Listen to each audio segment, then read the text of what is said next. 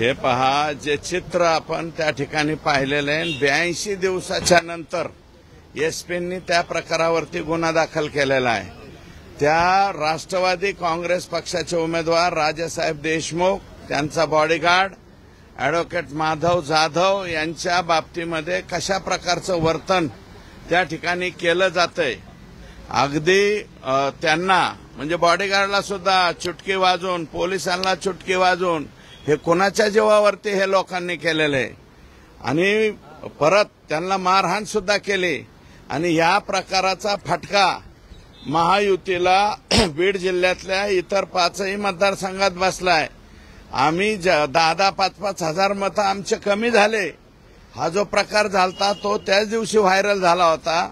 Actual तत्कालीन एसपींनी, कलेक्टरांनी लगेच त्याच्यावरती गुन्हा दाखल करायला पाहिजे होता, परंतु 82 दिवस उजाडलेत.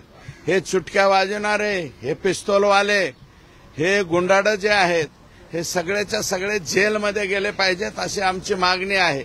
आणि यावरून आपण ओळखून घ्या की परळी विधानसभा मतदारसंघात मतदान कसं पार पडलं असेल. ते अर्ध्याच्या वरती म्हणजे 330 पैकी 200 बूथ अक्षरशः ताब्यामध्ये होते, हे यावरून सिद्ध होतं. नाही, ती मागणी त्यांनी केलेली आहे. ज्यांनी निवडणूक लढवली त्या उमेदवारांनी करावी, त्यांनी करावी. आणि दुसरं, महादेव मुंडेंच्या पत्नी जर उपोषणाला बसले असतील तर एसपी साहेबांना माझी विनंती राहणार आहे की ही बाब आमच्यासाठी लज्जास्पद आहे. त्या माऊलीला उपोषणाला बसायची पाळी यायला नाही पाहिजे. 16वा महिना लागलाय आता तिचा, त्या माऊलीचा पती जाऊन. महादेव मुंडेचे मारेकरी सापडलेच पाहिजेत. आणि ज्या दिवशी तपास डीवायएसपी कडे दिलाय त्या दिवसापासून 12 ते 15 लोक परळीमधले गायब आहेत. जे गायब आहेत ते एसपींनी आणि एलसीबी आणि तिथले डीवायएसपी यांनी उचलून आणावेत आणि जेलमध्ये घालावे. 12-13 लोक कोण आहेत या प्रकरणात? 12-13 लोक 100% आकाचा संबंध आहे. ज्यांनी महादेव मुंडेंना मारलंय त्यांचे, ज्यांनी मारलेले ज्या गुंडांनी, ते गुंड आकाच्या मुलाच्या बॉडीगार्ड म्हणून फिरवत होते आतापर्यंत. मग आता ते बॉडीगार्ड कुठे गेले अचानक? आकाच्या मुलाच्या अवतीभोवती ते नाहीयेत आणि तेच आरोपी आहेत. ते आरोपी पकडले पाहिजेत.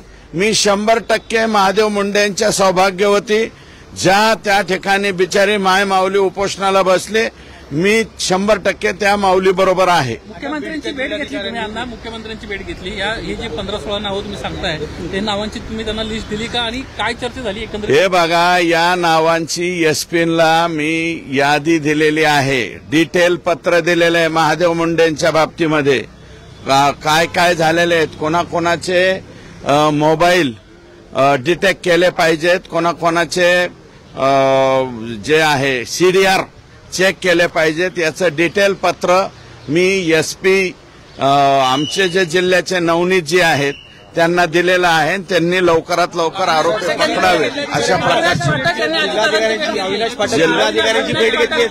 अविनाश पाठक यांनी भेट घेतली. त्यांनी जे नियोजन साहेब यायला लागले, नियोजन विभागाने जे 2 वर्षाच्या प्रशासकीय मान्यता मागितल्या त्यासाठी कलेक्टर भेटले होते. मी उद्या परत अजितदादांना भेटणार आहे. 2 वर्षाच्या नाही, 5 वर्षाच्या प्रशासकीय मान्यता तपासल्या पाहिजेत. कारण सर्वाधिक जास्त गोंधळ 2019 ते मी तर 73 कोटीचं बोगस बिल काढले, पण त्याची यादी घेऊनच आलोय अजितदादांना दाखवायला. परंतु सीएम साहेब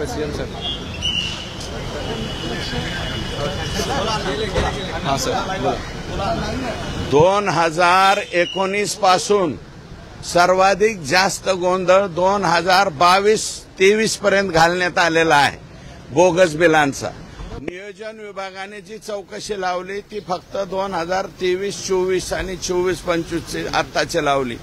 मी उद्या अजितदादांना विनंती करणार आहे की ही चौकशी 2019 पासून लावावी.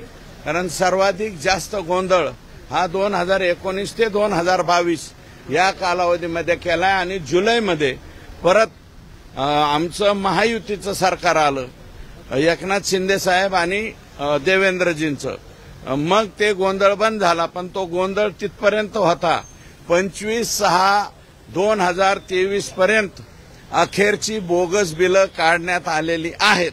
सुदर्शन गुन्ह्याचा व्हाईस सॅम्पल जो आहे तो आज तपासणीला घेतला जाणार आहे. न्यायालयीन कोठडी झाली सुदर्शन गुन्ह्याला आणि त्याचा व्हाईस सॅम्पल देखील आता घेतला जाणार आहे. आता न्यायालयीन कोठडीची मला वाटतं आज परत पोलिसांनी त्याला PCR मागितलेला आहे वेगळ्या प्रकरणात, न्यायालयीन नाही.